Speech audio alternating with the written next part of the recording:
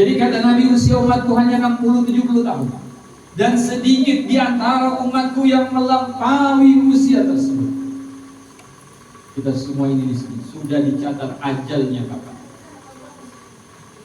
Bisa jadi Ustadz yang belakangan kalian duluan. Bisa jadi kalian yang duluan, Ustadz yang belakangan. Nah.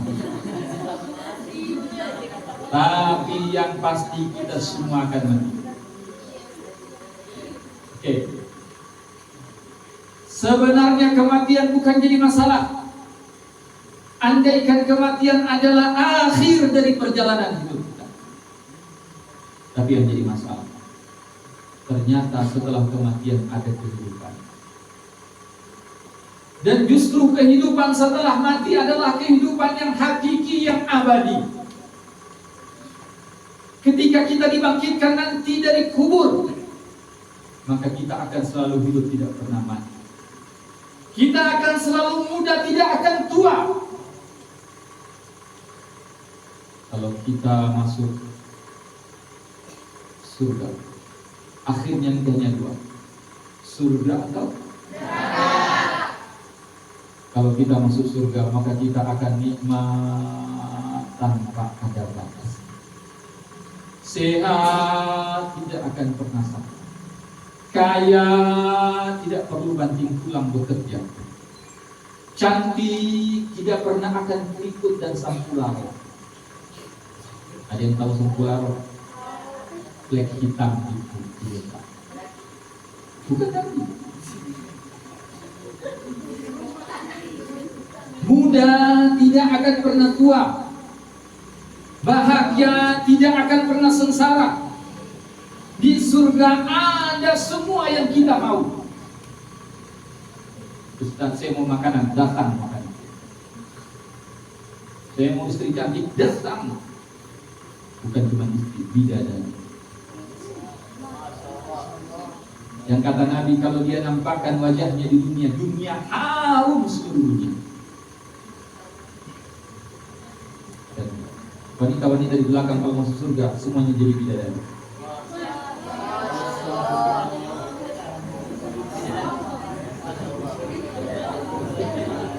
Jadi semua kalau masuk surga, ya, mau. Kalau perempuan jadi bidadari, kalau laki-laki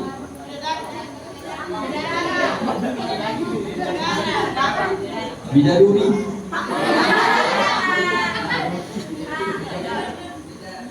Adik-adik dirahmati Allah. Dalam sebuah hadis, Nabi katakan tentang penghuni surga yang paling di bawah adalah seorang, kata Nabi, yang dikeluarkan dari api neraka. Dia banyak dosa. Karena banyak dosa dibakar dulu di dalam api neraka. Hangus. Jadi arang. Setelah dibakar sekian tahun, dikasih keluar dari neraka. Keluar masih kosong, masih hangus, jadi arang. Dicuci di sungai dari surga. Baru dia kembali jadi manusia utuh. Begitu dia keluar, digembok itu neraka, tidak boleh lagi ada yang keluar dari api neraka. Dia manusia yang terakhir keluar dari api neraka. Kemudian kata Allah, wahai fulan, silahkan masuk ke dalam surga. Maka dia berjalan menuju surga. Di tengah jalan dia berpikir, aduh, kayaknya surga sudah full, sudah penuh. Maka dia balik ulang, dia bilang, ya Allah, jangan waktu sedu.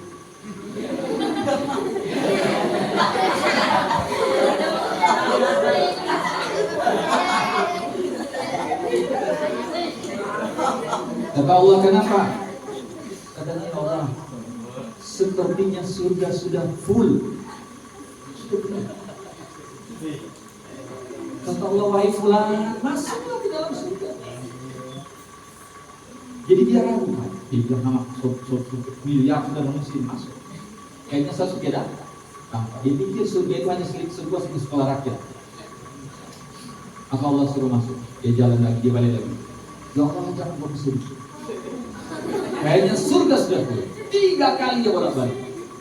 Terakhir Allah katakan kepada wahai fulan, masuklah ke dalam surga dan bagimu surga 10 kali lipatnya bumi. Masya Allah. Itu surga yang paling bawah. Maka kalau kita miskin di dunia sabar, tapi harus taat kepada Allah, harus sholat. Ya. Kita dihina di dunia sabar. Yang penting saya tetap berdoa, beribadah kepada Allah. Karena kalau saya di surga nanti awas kamu. Saya ke surga minimal 10 kali lipatnya dunia. Itu bayangkan orang yang paling surganya paling bawah. Bayangkan orang yang masuk surga tanpa hisab, tanpa diazab, tanpa masuk neraka. Para nabi, para syuhada, para salih. Makanya bersabar teman-teman. Itu surga. Sementara jamin rahmat Allah. Ada pun neraka kata Nabi. Siksa yang paling ringan dalam api neraka adalah seseorang yang dikasih bara di kakinya dan kaki yang tidak menginjak tanah. Coba lihat kakinya. Itu kalau menginjak tanah, tidak semua telapak kaki kita menginjak tanah, betul tidak? Ada bagian dalam tengah bercekung. Itu kalau kita injak, itu tidak kena tanah. Di tempat itu kata Nabi dikasih bara api neraka, seketika otaknya mendidih. Na'udzubillah. Semoga Allah lindungi kita semua dari siksa neraka. Nah, dari dirahmati Allah, yang menentukan apakah kita masuk neraka atau masuk surga adalah 60-70 tahun kita hidup di dunia ini sekarang ini. Maka usahakan sebelum meninggal dunia kita bawa bekal untuk negeri akhirat. Malam ini Ustaz ingin sampaikan kepada kalian 2 bekal, tapi fokus pada bekal yang kedua. Bekal pertama, Ustaz nasihati kalian, jangan pernah tinggalkan sholat 5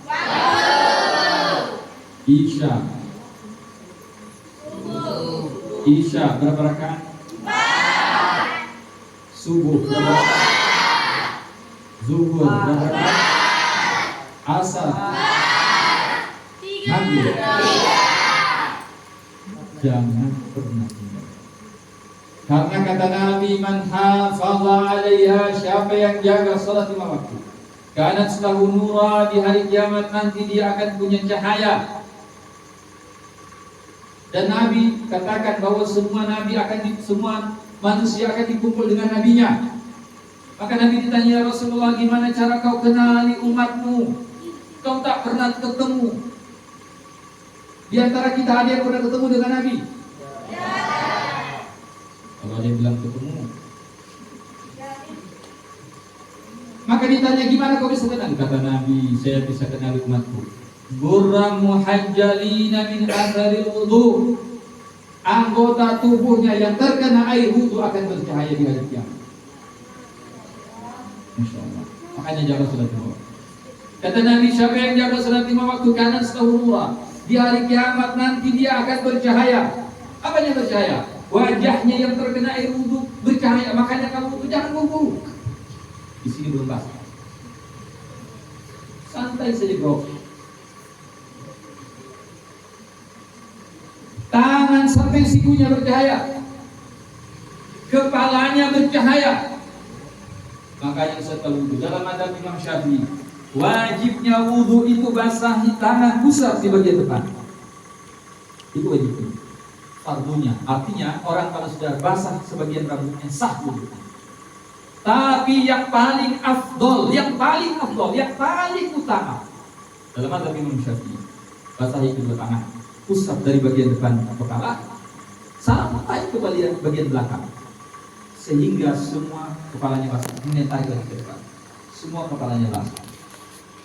Dan ini yang Ustaz amalkan. Kenapa? Supaya di hari kiamat nanti bercahaya semua kepala.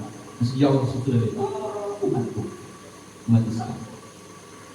Nah. Tapi Ustaz, saya sekian mau ubah Ustaz. Pokoknya saya sudah dari kecil begitu. Boleh tidak? Tak apa-apa. Tapi di hari kiamat nanti yang bercahaya cuma di bagian ini. Rasulullah, anak sekolah rakyat. Yang penting bercahaya. Kaki sampai mata kakinya bercahaya. Karena setahu nurah, dia punya cahaya. Wa burhana, karena ada cahaya maka ada bukti kalau dia umat Nabi Muhammad. Maka orang yang tak salat 5 waktu datang ke mana kita ada. Ustaz, saya mau bawa KTP Ustaz, bukti.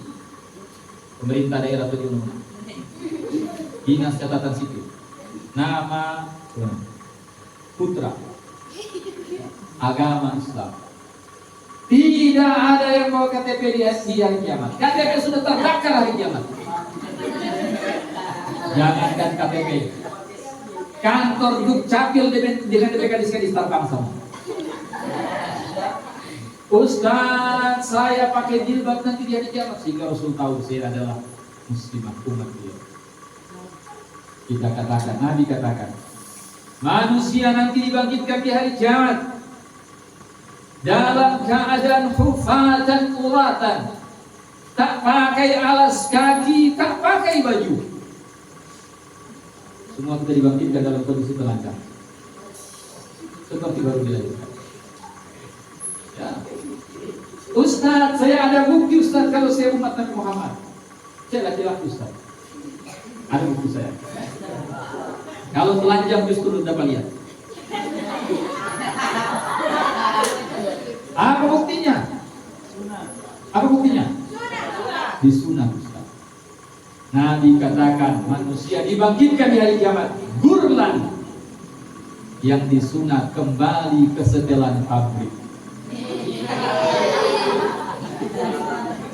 Apa artinya? Kembali seperti anak bayi yang baru lahir. Tidak disunat. Makanya satu-satunya bukti hanya cahaya yang keluar dari anggota tubuh yang terkena. Makanya jaga sholat 5 waktu, jangan pernah tinggalkan, jangan pernah tinggalkan. Karena kata Nabi, siapa yang tidak jaga sholat 5 waktu di hari kiamat, lam yakunlahu nurun, tak ada cahaya baginya. Gelap. Ustaz, teman saya cuma sholat maghrib dan isya, zuhur, asar, apalagi subuh Ustaz, lewat. Ada cahaya? Ada cahayanya? Mungkin ada, tapi ibarat lampu. Kalau yang 5 waktu berapa watt? Yang 5 waktu berapa watt? Mungkin 100 watt. Kalau cuma 2 waktu, mungkin cuma 40 watt. Ustaz, masih bagus dia sholat maghrib, sholat isya. Ada teman saya, apa dia sholat nanti hari, masih ada cahaya? Masih ada cahaya? Ustaz takut cahayanya seperti lampu rompong di muka pulau buka-buka, dilihat dari atas gunung Kuebole. Begitu ada ombak, naik dapat lihat, begitu ombak turun, hilang. Ustaz masih bagus dia. Ada saya taman Ustaz, sholat dalam 1 tahun cuma 2 kali. Idul Fitri dan Idul, itu pun terlambat Ustaz. Ya, maka ini bekal pertama, jaga sholat 5 waktu. Jadi kalau subuh, sholat masjid, ya, saya akan jaga. Bekal kedua, sebentar lagi akan datang kepada kita bulan Hijrah. Ada cakap.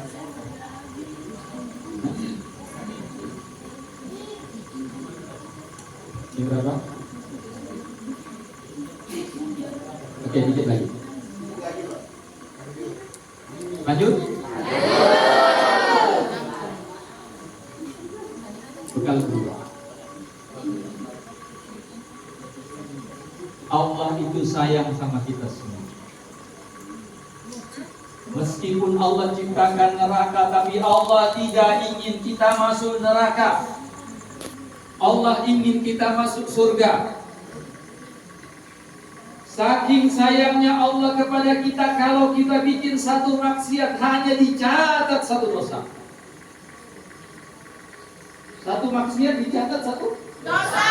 Tapi kapan kita bikin kebaikan, ibadah, maka satu kebaikan, satu ibadah yang kita laksanakan, Allah catat minimal 10 pahala sampai 700 pahala.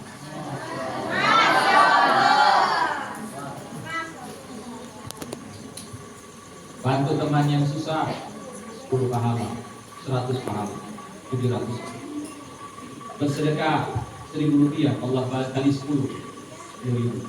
Kali 100, 100.000. Kali 700, 700.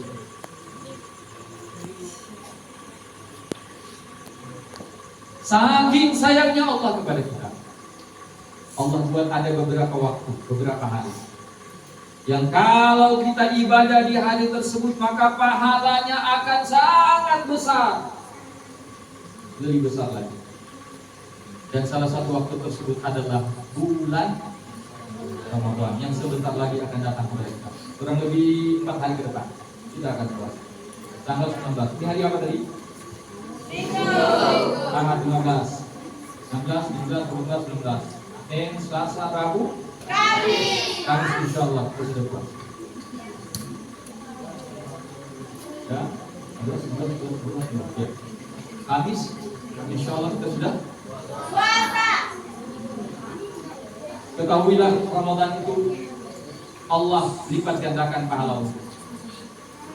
Di antara bentuk sayangnya Allah kepada kita di bulan Ramadan, buat ibadah yang hukumnya sunnah di bulan Ramadan kalau dikerjakan mendapatkan pahala seperti pahala naik haji.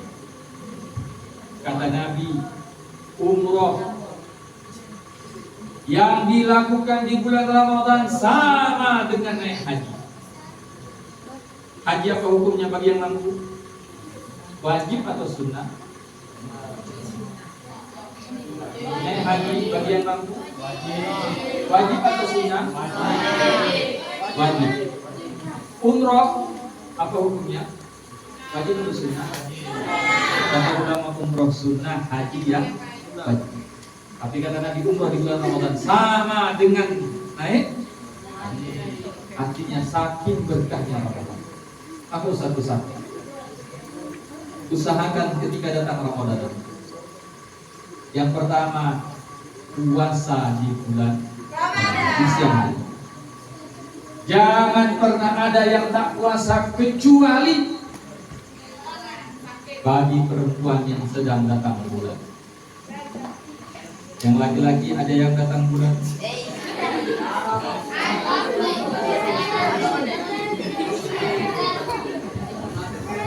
Nah, kecuali perempuan yang sedang datang bulan boleh tak puasa, bukan boleh tak puasa, wajib baginya berbuka, tak boleh dipuasa. Haram hukumnya perempuan yang sedang datang bulan untuk puasa. Usahakan puasa. Ustaz, kenapa harus puasa? Yang pertama, kenapa harus puasa? Karena puasa bisa menghapuskan dosa. Kata Nabi, man shama Ramadan, siapa yang puasa di bulan Ramadan imanan wa ihtisaba, karena beriman kepada Allah dan mengharapkan pahala, ghufira lahu ma taqaddama min dzambi, Allah ampuni dosanya yang telah lalu. Satu. Yang kedua, kenapa harus puasa? Karena puasa jamaah dirahmati Allah bikin kita masuk surga. Kata Nabi, inna fil jannati babun yuqalu lahu ar-rayyan. Sesungguhnya di dalam surga ada satu pintu yang bernama Ar-Rayyan. Apa nama pintunya? Ar-Rayyan. Pintu Ar-Rayyan. Yadkhulu minhu as-sha'im. Yang masuk dari pintu tersebut hanyalah orang-orang yang berpuasa. Saya doakan semoga nanti semua siswa dan siswi sekolah rakyat yang puasa di bulan Ramadan nanti bisa masuk surga dari pintu Ar-Rayyan. Ya. Jadi keutamaan kedua kali puasa itu bisa menyebabkan kita masuk. Yang berikutnya, kenapa harus puasa? Karena puasa itu akan menjauhkan kita dari api neraka. Kata Nabi, siapa yang puasa sehari di jalan Allah, maka dijauhkan dari neraka sebanyak 70 tahun perjalanan. Satu hari puasa dijauhkan 70 tahun perjalanan dari api. Saya doakan semoga puasa tahun ini membuat kalian dijauhkan dari api. Amin ya rabbal alamin. Maka usahakan semuanya puasa. Usahakan semuanya puasa. Jangan sampai ada yang tak puasa. Apalagi bisa lihat ini masih muda-muda, masih bocah. Ya, usahakan semuanya puasa. Ini ada liburnya puasa ini? Kapan liburnya? Besok sudah masuk lagi kapan? Tanggal 22. Setelah itu libur. Pas ya. Maka satu yang pertama puasa. Yang kedua, tadi sholat kedua. Berikutnya usahakan sholat taraweh di mana? Ya, usahakan sholat taraweh. Jangan sampai ditinggal. Tapi Ustaz kalau sholat tarawih jangan berikut, jangan bermain. Ada biasanya, saya bukan sini. Kalau imam ghairil maghdubi alaihim waladdallin,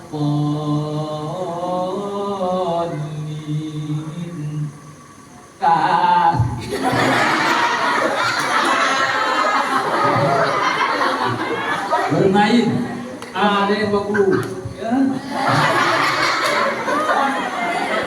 Ini laki-laki sebanyak apa? Kalau perempuan sama jangan boleh. Nanti orang tanya, siapa itu? Dari mana dia? Dari sekolah rakyat. Oh, dulu diajar apa sekolah rakyat? Nah, nanti yang disalahkan pembina kalian di sini. Padahal tidak dia. Ya? Usahakan kalau pulang nanti jaga. Kalau perlu di belakang imam. Ya. Kalau perlu suruh ceramah, ceramah. Ya. Nanti kalau diajar ceramah, siap ajarkan. Mau ceramah? Nah, kalau perlu naik khutbah Jumat, dia orang siapa itu? Oh, saya putra.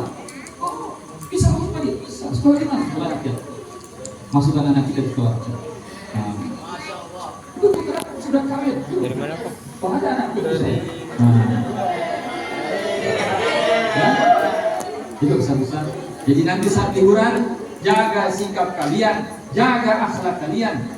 Usahakan sholat 5 waktu, puasa di bulan Ramadan, sholat. Nah, ini beberapa pesan yang bisa Ustaz sampaikan.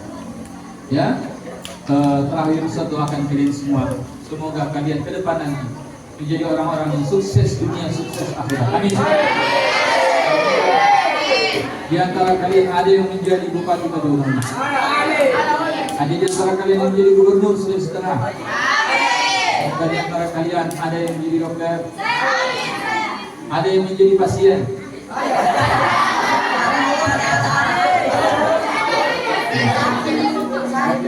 Ya. Ada yang menjadi perawat. Ada yang menjadi kades. Ada yang menjadi kadis. Ya. Dan semoga kalian semua termasuk Ustaz diselamatkan dari api neraka dan dimasukkan ke dalam surga. Amin. Sebelum satu dulu, kalau ada yang bertanya silahkan satu dari laki-laki sudah. Ada yang bertanya?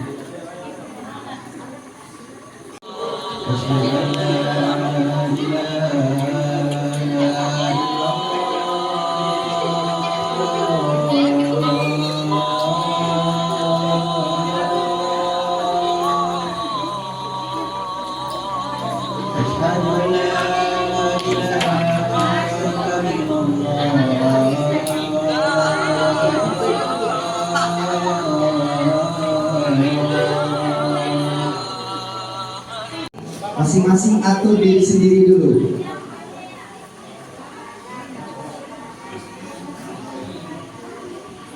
Kau yang biasa ini.